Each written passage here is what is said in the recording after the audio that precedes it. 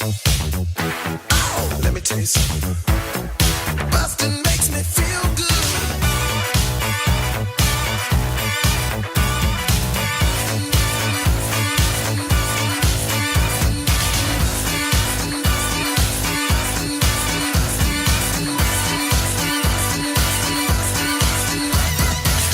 Hi everybody, welcome to. Sorry, you did a perfect start the show face just now. Hi everybody, welcome to Blockbusting, the podcast where we love to hate the movies. I'm your host Jay Light. Joining me today, my guest, one of the top people to watch on America's Got Talent this past season, Alex Hooper. Hi, and apparently a very good smiler as well at the beginning of podcasts. Dude, you got a great podcast smile. I'm glad that we have that on camera this week because I'm gonna keep that little goof in. Alex just cracked me up with his his smile. It's always good when you just look at someone and they start laughing. You're like, do I need to speak or can I just stand up here? You got you got a little Buster Keaton vibes to you. Oh, I'm trying that physical comedy. I think you could pull it off. Physical comedy starts at the face, and you got that face. Yeah, I'm a little bit afraid to do that set falls down while you stand still gag that he used to do. That's very tricky. Yeah, you got to make sure you're lined up right. You don't want anything falling over and knocking you out. Yeah. Oh, man. Alex, today you have chosen to flip the script. Yeah. By defending a movie. Yeah, that is bad. The thing about this podcast is because Jay asked me to do it a while ago. You asked me to do it a long time ago. Right. And I don't hate movies so much. Like, even when I watch a movie that I don't necessarily think is good, I usually don't at that point go, okay, that just wasn't great. I didn't waste my time, but I didn't love it, so I'm just not going to watch it again. So it kind of just goes out of my head very quickly, and I don't have a very strong opinion about I fucking hate that movie. Because I still am like, well, I respect that they made a movie. Because it does take a lot to make a movie. It does. And so the movie, I try to think about what's a movie I really don't like. And I don't know because they go out of my head so quickly. If I don't like it, then I just forget about it and I don't dwell on it at all. Mm-hmm. So today we're taking it back. We're taking it back. Yeah. And you're talking about a movie that everybody hates except for you, apparently. Yes, I happen to love it, and I think the hatred for it is uncalled for and unjust, and I think people hate it only because other people hate it and have told them to hate it. Because when I ask people, why do you hate this movie? They just go, oh, man, it's just because it's the worst. And I'm like, well, why? And they're like, just it is. And that's not a reason. I think they're just going with with the numbers on this and going, well, most people hate it, so I'm going to hate it. They might be right. They could be. This movie, Waterworld. Uh-huh. Alex, you watched it yesterday for the very first time. I had to watch it in two separate parts because I kept falling asleep. This movie is not good, and I don't know why you like it. I watched the whole 2 hours and 15 minutes of this movie. This movie, keep in mind, I had also earlier that day, I watched it and I started watching it on Friday. Okay. On Friday, I had already seen a movie that was longer than 2 hours. I had seen Suspiria earlier that day. Okay. Which is a 2.5 hour long movie. Somehow, this movie feels longer than Suspiria does. It does feel very long. I will give you that. Extremely long. Yeah. This movie, okay, before I lob arguments at you and have you refute them, I want to know why you like this movie so much. Why is this movie the hill you've chosen to die on today? Well, okay, so I like the post-apocalyptic kind of things. I like the scenarios of, so what if the world explodes, the ice caps melt, all these others. I like those kind of things, like where are we now, hundreds of years in the future, and there's something about Waterworld that it's the style of it and the choices they make.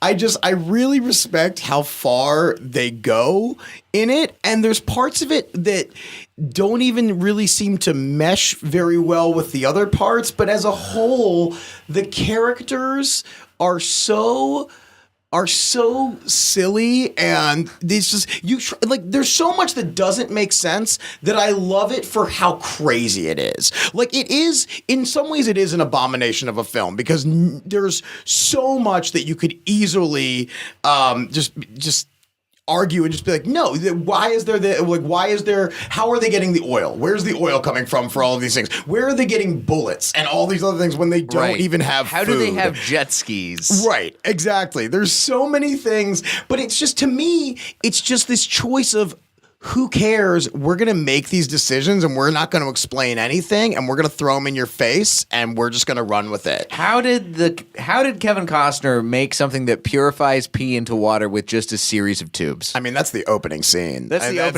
opening scene. You watch Kevin Costner drink his pee and then you know you are in for This is a Waterworld. whirlwind. Waterworld, if you haven't seen it, first of all, if you haven't seen this movie and you are saying you hate this movie, you gotta watch it. Yes. Because you can't be someone who says you hate the movie without having any kind of basis for it. And I do think that this movie deserves to be watched by a very select group of people. Yeah. I think it's not a good movie, but it's got something going for it, and that is it has a singular vision. Yes. And it sticks to that vision the whole time. It does. It's highly entertaining, because that's the thing. I'm not going to stand here and say this is an amazing film, but they spent the money, they put in the work, and they did have a goal of what they were trying to get across. Mm-hmm. And in my mind, I think they capture it brilliantly. It's a 1995 American post-apocalyptic science fiction action film directed by Kevin Reynolds. Let's see what else Kevin Reynolds has in his filmography. He wrote Red Dawn, and he wrote a couple other movies in the 80s. The first movie he ever directed was Fandango in 1985. Then he also directed The Beast, Robin Hood, Prince of Thieves, Rapa Nui, and then Waterworld. He loves Kevin Costner. He's a big Kevin Costner guy. But it's funny because The Count of Monte Cristo. I read a quote on IMDb that says, like, he didn't really like working with Kevin Costner very much because Kevin Costner only wants to direct things because Kevin Costner is Kevin Costner's favorite actor and director. Like, that's Oh, really? Like, Kevin just wants to work with Kevin. So I'm surprised that this guy has continued to work with him. He was also nominated for several things and won some awards for Hatfields and McCoys. Another Kevin Costner thing. Yep. It also won this is an award I did not know exist, the Bronze Wrangler Award for Western Documentary. Congratulations, Good Kevin job, Reynolds. Kevin Reynolds. So this movie stars Kevin Costner as an anti-hero named the Mariner. The Mariner. No name given. Just the Mariner. The setting of the film is in the distant future. It has been suggested that it takes place in 2500 AD. The polar ice caps have completely melted, which I do think that they did a good job of setting the world up. You go from the Universal logo, and then the Universal font goes away, and it's the simplest way to explain the movie. The polar ice caps have melted, and the world is, and then you see it all happen. Just covers in water. Yeah. It's great. I appreciate that. Yeah. But the rest of this movie, holy shit. As Dennis Hopper so eloquently puts as the Deacon, this movie is friggin' retarded. Is that he quoted to say that? Yeah, he said that. He calls the little girl that at one point. He calls her a friggin' retard, which is, by the way, that is, I will say, the best part of the movie is Dennis Hopper in this movie as just a mouthful of scenery the entire time. Oh, yeah. I appreciate that. Yeah, it's great. I mean, he just sits on his throne on his giant boat with his one eye, and it's just fantastic. Him having one eye for so much of the movie is great. Yeah. Because he's got, I think he has a jock strap as an eye patch for a lot of it, too, which just good for you guys. You've really found a way to repurpose a whole bunch of crazy shit in this movie. I think, okay, from the jump, what about this movie is the thing that you like the most about it? Do you the wackiness? I like that. The idea of it, first of all, I do like the idea that, like, okay, if the world's covered in water and now we're living on floating ships and atolls, like, what is life going to be like? How are we surviving in this kind of case? Which you get a little bit of, not quite as much actually as I'd like to, but I really like when they show, like, this, like, in the beginning when you see that kind of civilian life and like how they've kind of built this floating town and what they're doing with it. Right. But it's more so, it's their commitment to ridiculousness that I really enjoy. They don't hold back. They don't don't say, wait a minute, that couldn't happen. They go, who cares? This is all fake. Just throw it in there anyway. Sure. Like they're at one point, there's that giant like whale shark creature that just comes. So like, okay, where is that coming from? Like just because the ice caps have melted, so all of a sudden there's different kinds of like creatures in the sea and things like there's so many choices that clearly the scriptwriter was like, who's going to question this? You know, when I say the screenwriter, by the way, 6 of them. Yeah. 6 of them going through 36 different drafts. It took a lot to get to this script. I would love to see what the earlier script was, where people kept going and go, well, no, we can't do that. They've been kicking around the script since 1986. Wow. This movie took so long to get made for good reason, I think. Well, it's also like, I mean, if you look at the logistics of making a movie like this, it's absolutely insane. It was the most expensive movie at the time to be made. Yeah. This is pre-Titanic. This is I guess Titanic is the bellwether for me at this point of expensive movies. But the production design in this movie alone had to have cost hundreds of thousands of dollars just to get made. I mean, the total budget in this movie was estimated between $172 and $175 million. Yeah. It's insane the amount of the detail to which that they took to make everything sort of look like it made sense, at least. Like you could probably have done a better paint job on the jet skis to make them look decrepit and not sort of modern. Yeah. But man, they really put their fucking heart out into making sure that everything looked like it was salvage. I mean, think about the amount of money that must go into just building these sets and getting all of this crew and camera equipment basically into a part of the ocean where you're far enough out that there's not things around in a very close setting.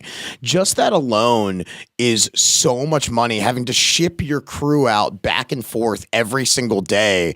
It's just, I mean, you are just constantly losing money. And the thing about this movie is they kept pouring money into it because they expected it to be a huge blockbuster. And, you know, one common misconception is this movie was a huge flop, but it actually wasn't. They just lost a lot of money because sets were destroyed by hurricanes and things like that. It did actually turn a profit, but the profit in the end was so minuscule that it's considered a flop just because of the expectations that it had. They had finally they were able to make a lot of their money back on home video sales. Thank you. That would be for me. Yeah, you were the person who bought every copy of. I bought it out of a $5 bin at Walmart. So I dug through a bunch of Ernest Goes to Camp DVDs just to get to it. This is a fun fact about the how much this movie cost. The state of Hawaii had more than $35 million added to his economy as a result of this film production. You're welcome and aloha. So. That is insane. And they do a really good job of like I said, the world feels full and fleshed out. The vision is singular, and by God, did this director and team of creative people really commit, and I appreciate that. Yeah. But there are so many little things that just feel wrong and stuck out to me as just okay, first of all, let's talk about Jean Triplehorn. Yes. She feels so out of place in this entire movie. Yeah. Because she's way too hot for the rest of this movie. Oh, for sure. When you see everybody else in this movie, you even talk about when they're in the atoll at the very beginning, and the people are literally talking about how they're all inbred. Every one of them looks like I could play them. That's like they're all these weird mutant trolls type creatures. If they remake Waterworld, you're definitely getting cast as the weird inventor guy who builds the flying machine. Oh, I would hope so. For sure. Yeah. By the way, I also love that Jack Black was in this movie. Just for a hot second. I was going to bring that up, but yeah, he's got a great little role in this movie. He's flying a plane. He's a machine gunner. Yeah, he's great. It's awesome. And he has like one line, I think maybe like at best, but he gets to do this awesome laugh that he has and everything.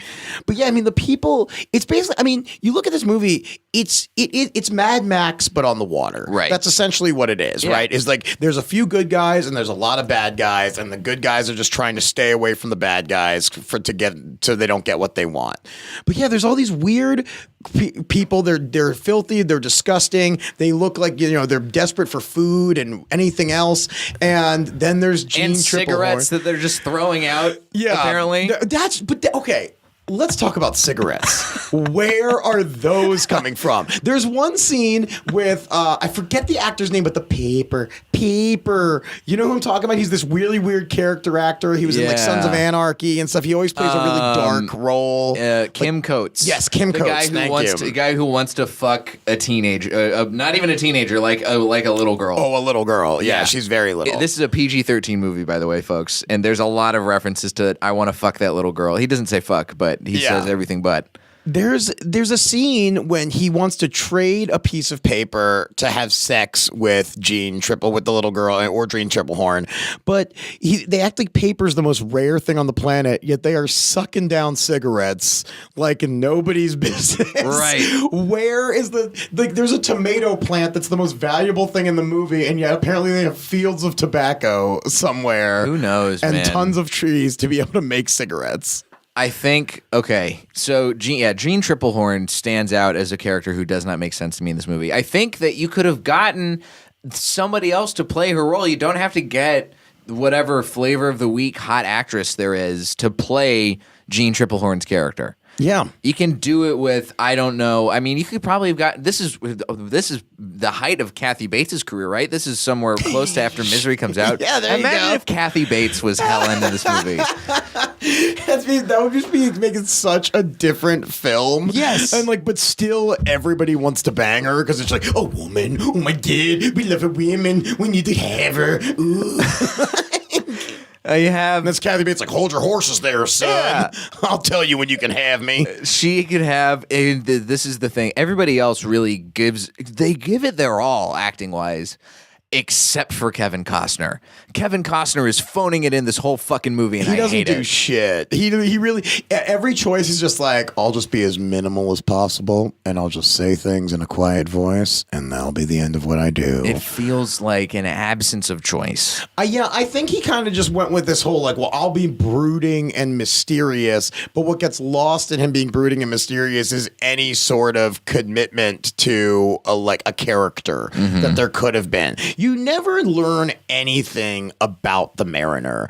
You still he's basically just like you said, he's an anti-hero, but you don't know why did he develop the gills? Where did he how many more other mutants are there out there? Because I don't think in the whole movie you ever see another mutant. No, right? You don't. Even when you go down underwater in the diving bell and you go see the remains of Earth. Yeah. You don't see any mutants, and he doesn't talk about how many other mutants there are out there. He very deliberately avoids that. There's apparently a deleted scene where at the end of the movie, the reason he doesn't go onto dry land is because he does know there are other mutants out there like him, and he wants to find them to continue to populate his species. Mm-hmm. So that's an alternate ending apparently. So there is, but they just decided to not explain anything in their movie, which honestly is one of the reasons I respect it the most, because commitment to choice and just saying fuck it. And I'm sure people on set were like, wait a minute, that doesn't make sense. And then everyone was like, I'm sorry, can we get this guy out of here? Yeah.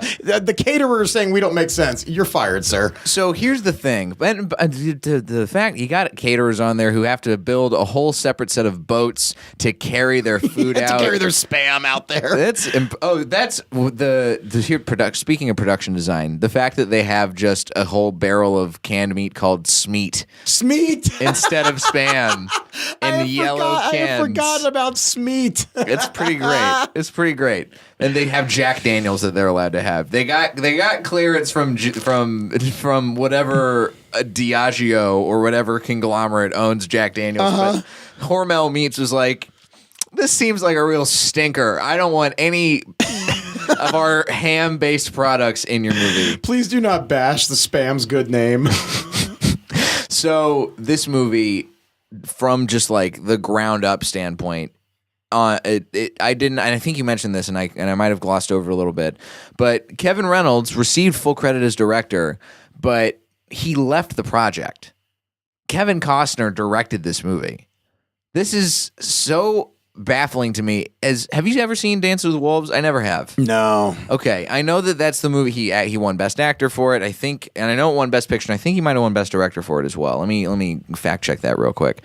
But I don't see how Kevin Costner was regarded as a good actor based on watching him in this movie. I don't know how he won awards. I don't know how he won acclaim. I mean, there are some. Have you ever seen A Perfect World? No, Are you familiar never. with that movie? Have you ever heard of it? I don't think I've ever heard of it. It's this amazing movie from maybe like 1993. It's a Clint Eastwood movie where Kevin Costner is this criminal who breaks out of jail. He kidnaps, he's trying to break into a woman's home, kidnaps her son, and the son develops like Stockholm syndrome, and he takes the son on this journey while he's like running from the cops. And it is an incredible film. Very well done. Very Clint Eastwood style, very character driven, not a ton of action, but just enough that keeps you interested. But Kevin Costner is brilliant in this movie. He's so good.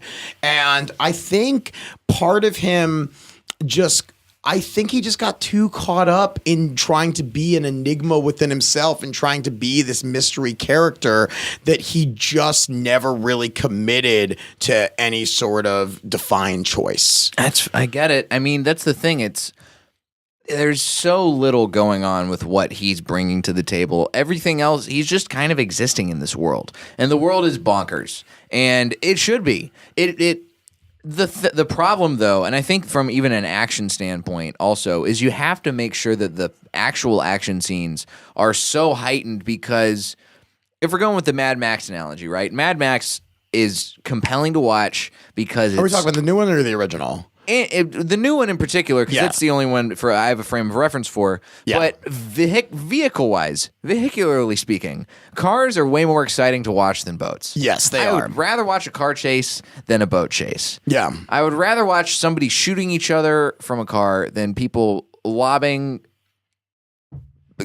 bullets and pee from boats. Mm-hmm. It just is more exciting to watch. So you have to make sure that you're doing a lot of this, like all the set pieces they do their best. Again, they're really trying hard here. And I'm looking at the reviews now, and critically, people are saying, hey, this movie actually wasn't as bad as everybody says it is. Yeah. It's an ambitious misfire, which I agree with. Yeah, that's a good way of looking at it. Like, I mean, like you said, it has a vision, right? They went in there and they said, this is the movie we're going to make, and they made that movie. They just didn't answer. They leave so many questions unanswered that if you really start thinking about the movie on a larger level, you're just going to be sitting there going, wait a minute, that didn't make what? That didn't make any sense. Where did that come from? Mm-hmm. But if you just watch it from a pure entertainment standpoint, I feel like there's so much to laugh at, even though it's not supposed to be funny. There are scenes that are absolutely hilarious, many of which involve Dennis Hopper and his hilarious and his choices as the deacon. But just the Smokers as a whole are just, it's such a, I don't know. I watch it for pure entertainment, and if I feel like if I turn off my part of my brain that says, why is that happening, I enjoy things a lot more. I wish I could have done that with this movie when I watched it. There was so much that I was watching, and I was just like, what is happening here? Why is it like this? I remember looking up during the time that I spent watching this movie, the hours of my life that were just wasted away on my couch trying to make sense of this thing. This movie got nominated for the Oscar for Best Sound, but the sound mix is way off. I don't get it. Is it? The sound mix, first of all, the dialogue is way too low. I had to turn my TV volume up crazy just to hear the actual dialogue, and then I was getting blown out by all of the fight sequence sounds and all the Foley from that, and the weird John Williams-esque score.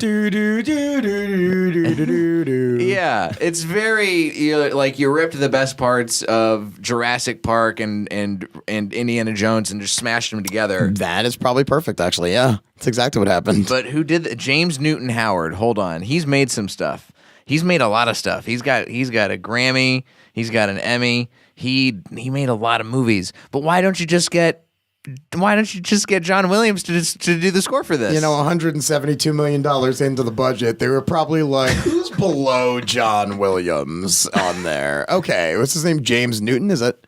James Newton. James Newton Howard. James Newton Howard. Yeah. So yeah, we can't afford John Williams at this point. Okay, let me ask you this. So you have you've got a long-standing relationship with the Universal Studios theme park. Baby, we're almost 10 years deep into that job. And the Waterworld Live Sea War Spectacular. Yeah, baby. Is definitely the best thing to come out of Waterworld, the movie. It has been the #1 rated theme park show for a very long time. It has been, every time somebody asks, like, is Waterworld still here? They're like, how is that still here? I don't know, but I don't think it's ever going away. They've talked about updating it so many times, and I just don't think they're ever going to. What could they update it to? Well, it used to be Miami Vice. So, really? Yeah. So I mean, you've got to think, like, there's got to be something else that's like, oh, that's a water. They could do. Well, Titanic's not one of our. Is Titanic a Universal picture? No, Titanic, Paramount or Warner Brothers. So yeah, so there's got to be some other water-based thing they could change it to. But yeah, I mean, it's a live stunt show. It's Waterworld in 20 minutes, which I think is what most fans would have wanted. Is if the movie was crash lands? It's yes, great. It does. Yeah, so you've seen it, obviously. Then. Yeah, You've been. Yeah, I mean that's the best part of the whole show is that this plane flies in on fire, fireworks are shooting out. It's fantastic, you know.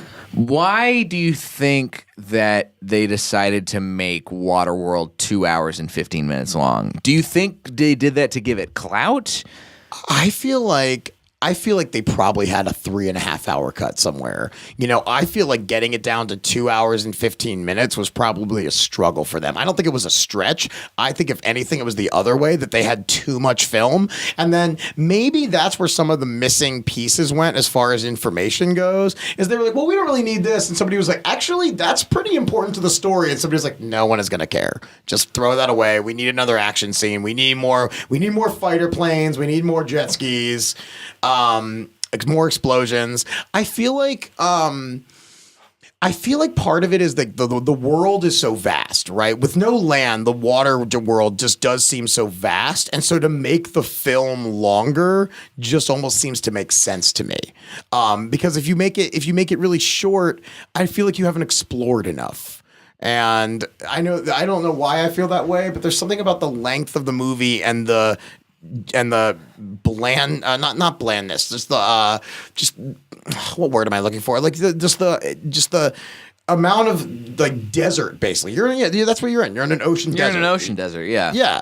So make it longer, and it makes sense to me. Even though there's always a part where I'm watching it where how are we not at this part yet? Because I have seen this movie, I don't know, 40 times. Really? Probably. You watched this movie that much? I used to show this movie to people. I'm like, how have you never seen Waterworld? Come over. We're smoking a bong and we're watching Waterworld. You know what? I will say this. I do wish that I had still smoked weed for this movie. I probably would have been like, this is fuck. I mean, I still enjoyed parts of it, but I would have probably been a lot more amenable to watching it if I was any kind of on drugs. Yeah, I mean, it definitely helps just because the spectacle of it is so grand that, and then also, this is a movie for me though. It's a movie to laugh at. Like, it's a movie that, like, you watch these choices and these decisions that they've made, and it's just all so ludicrous that all I can do is laugh and just like at just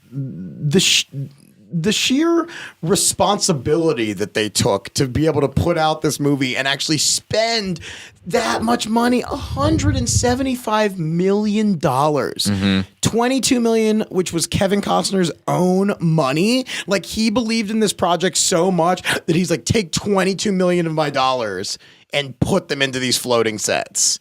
I mean, they believed in this movie. Yeah. And I think there's something that happens, like you said, an ambitious misfire is a really good way of putting it, because everyone thought this was going to be a terrific film. They believed so wholeheartedly that what they were making was truly going to change the game in cinema. No one has ever made a movie to this scale before. That was so, why wouldn't they think that? when you're shooting it, you never think you're making a bad movie or a TV show. As someone who has been a part of something that was really, really bad, and this is how bad it was. Like the first thing I was ever cast in was an MTV pilot that it was specifically made to be downloaded digitally to your phones. And this is like 12 years ago, before people were watching content on their phones. Right. This was specifically made by MTV to be watched online or on your phone. And we all thought what we were making was really good. And then it never came out. And then they sent us a copy of it. And every single one of us was like, oh, thank God this didn't come out. Like, it wasn't like our performances were bad. Just all these choices were really poor within it. And as a whole, like, the vision just didn't come together at all. Mm-hmm. But we didn't know that. And then what I say about that project is, like, it was so bad they couldn't even put it on the internet. Like, that's how bad MTV was like, we fucked up here. Man. That money is just gone. And it wasn't like a ton of money. That was like a $300,000 thing to make an hour and a half long like show broken up into 4-minute episodes. But what I'm saying is, none of us knew we were making something bad. When you're that close to something and you're just doing your lines and acting, you don't see that.